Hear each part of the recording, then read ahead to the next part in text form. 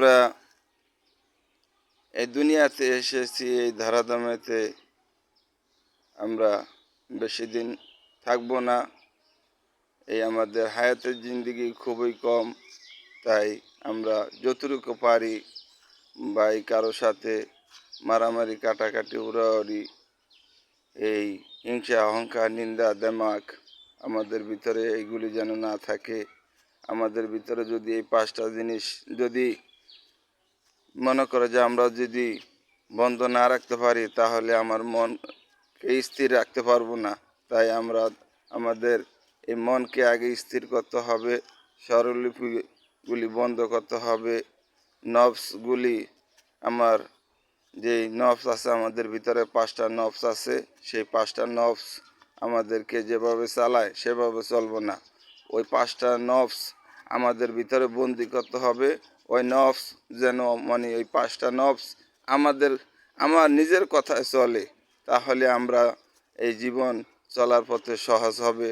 তাই আমরা বেশি বেশি করে এই নফসে আম্মারা হইলে ক্ষতি করে, খারাপ পথে বাম পথে নিয়ে যায়, তাই আমাদের সোজা পথে চলতে দেয় না।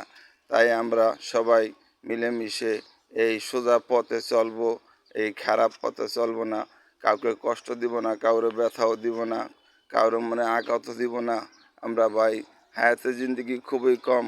তাই আমরা এই যতই রাজপ্রাসাদ করি কেন না, বালাখানা করি না কেন, মানে এই বাড়ি গাড়ি সবই ঠিক একদিন থেকে যাবে, কিন্তু এই ভবের মায়া ছেড়ে একদিন আমাদেরকে সব ছেড়ে চলে যেতে হবে। আমাদেরকে এটা স্মরণ করতে হবে, মৃত্যুর স্মরণ করতে হবে। মানে 5 ওয়াক্ত নামাজের মানে পরপরই আমাদের মৃত্যুর কথা স্মরণ করতে হবে। যদি তাও না পারেন তাহলে 5 বার স্মরণ করা উচিত কমপক্ষে মৃত্যুর কথা। যদি তাও না পারেন তাহলে দৈনিক হলো একবার মৃত্যুর কথা স্মরণ করতে হবে। তাই ভাই এই রাজপ্রাসাদ, বালাখানা, মনে করো যে জাগা জমিন, ধন দৌলত কোনো কিছুই সঙ্গে যাবে না। সঙ্গের সাথী হবে একদিন ঈমান আর আমল আর সুন্দর ব্যবহার, আখলাক, চরিত্র মানুষের, এটাই থাকবো, আর সমস্ত কিছু চলে যাবে।